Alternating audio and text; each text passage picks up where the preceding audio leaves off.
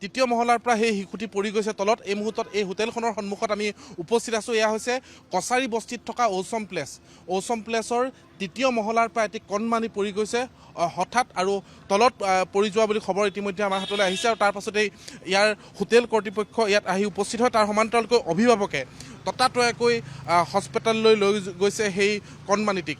তৃতীয় মহলা আমি দেখুৱাইছোঁ হোটেলখনৰ সন্মুখত এই মুহূৰ্তত উপস্থিত আছোঁ। তৃতীয় মহলাৰ পৰা সেই কণমানিটি পৰি গৈছে। কিন্তু আটাইতকৈ ডাঙৰ কথা, যিসমূহ নিৰাপত্তা থাকিব লাগে সেইসমূহ কিন্তু ইয়াত দেখা নাই।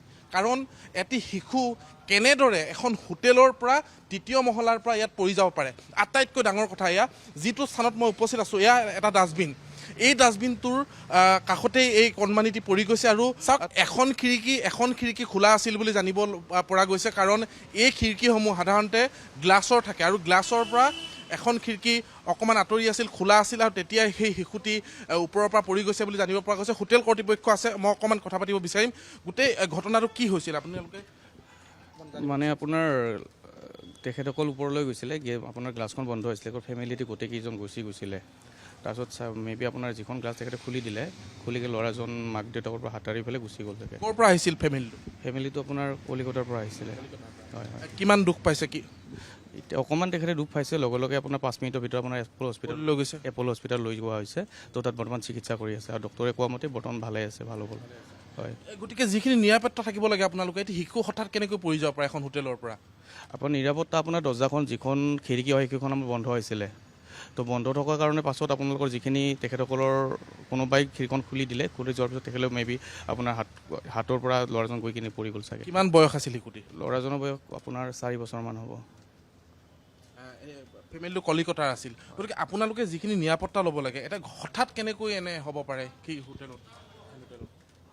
হোটেলত আপোনাৰ ছেফটিখিনি আছিলে, ছেফটিখিনি দিয়া হৈছিলে আৰু এইটো বন্ধ হৈছিলে। আপোনাৰ খিৰিকীখন কেনেকৈ খুলিব পালে? তেন্তে খিৰিকীখন আপোনাৰ হয়তো তেখেতক আগতে খোলা নাছিলে, আগতে বন্ধ হৈছিলে, হয়তো তেখেতসকলে খুলি দিছিলে খিৰিকীখন। তাৰ কাৰণে কেতিয়া আহিছিল সেই পৰিয়ালটো? আপোনাৰ 10-15 মিনিটমান আগত আহিছিলে। আপোনাৰ CCTV আছেনে আপোনালোকৰ? কেনেকৈ কি হৈছে? আছে, CCTV আছে। আৰক্ষীক আপোনালোকে জনাইছে নাই? না, আপুনি বৰ্তমান চিকিৎসালয় গৈছে। বৰ্তমান প্ৰথম পদক্ষেপটো আমি চিকিৎসা কৰি আছোঁ ল'ৰাজনক।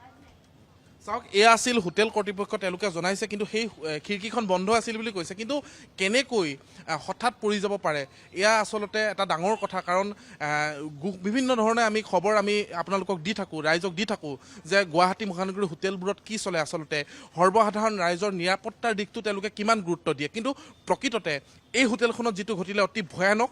এটা পৰিয়াল, কলিকতাৰ এটা পৰিয়াল ইয়ালৈ গুৱাহাটী ভ্ৰমণ কৰিবলৈ আহিছিল, অসম ভ্ৰমণৰ বাবে আহিছিল।